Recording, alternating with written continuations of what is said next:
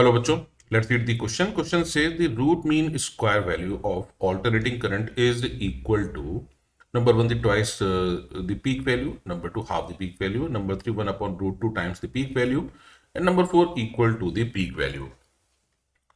तो यूजुअली जो हमारे सप्लाई होती है वो होती है साइनसोइडल करंट की. तो हम करंट की वैल्यू लेकर चलेंगे I is equal to I naught sine omega t. ये हो गई करंट की वैल्यू.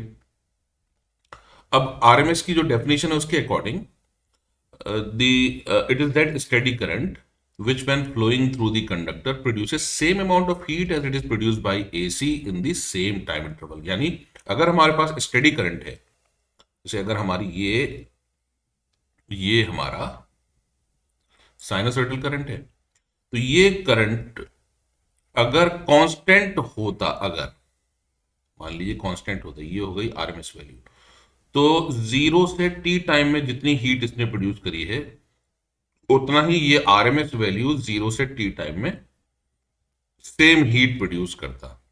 तो अगर ये कांस्टेंट होता तो हीट प्रोड्यूस होती हमारी I RMS square into R into capital T. It should be equal to, अब हीट प्रोड्यूस बाई एसी क्या होगा, it will be integration I square R D T from 0 to T. तो यहां are से are cancel हो जाता और आई RMS की वैल्यू हो जाती I RMS is equal to root under 1 upon T integration I square D T from 0 to T. तो सबसे पहले हम निकालेंगे integration of I square D T.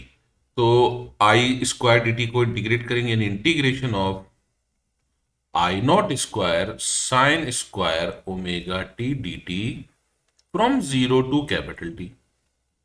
अब साइन स्क्वायर टी का इंटीग्रेशन में डायरेक्ट नहीं पता, तो हम इसको ट्रिग्नोमेट्रिक आइडेंटिटी यूज करके कन्वर्ट करेंगे. I not square into 1 minus cos 2 omega T upon 2 and then it is D T from 0 to T. हमने जो आइडेंटिटी यूज करी है वो ये है कि cos 2a is equal to 1 minus 2 sine square a. इस आइडेंटिटी का यूज करके हमने ये फॉर्मूला लिख दिया. अब इसको हम एक्सपेंड करके लिखेंगे. तो एक्सपेंड करेंगे तो ये हो जाएगा equal to, it is equal to I not square upon 2 बाहर इंटीग्रेशन डी टी, हम ब्रैकेट रखेंगे यहां पर, from 0 to T minus integration 0 to T cos 2 omega T D T. तो ये हो जाएगा हमारे पास equal to I not square upon 2 integration of D T T from 0 to T minus cos 2 omega T का इंटीग्रेशन होगा sign 2 omega T upon 2 omega from 0 to T. तो इसको फर्दर सॉल्व करके अगर लिखेंगे तो ये होगा I not square upon 2, it is T minus 0 minus 1 upon 2 omega sine 2 omega, omega की value 2 pi by T into T minus sine 0. T से टी कैंसिल. अब साइन 4 पाई की वैल्यू 0 होती है, तो ये हो जाएगा I not square upon 2 into T minus 0.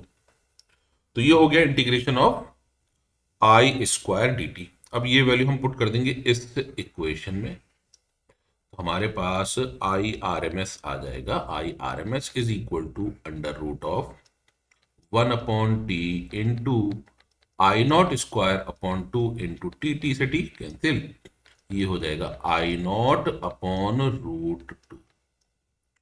इसका मतलब पीक वैल्यू को अगर हम रूट 2 से डिवाइड करेंगे तो ये आरएमएस के बराबर होगा. तो हमारा आंसर हो जाएगा आंसर नंबर 3.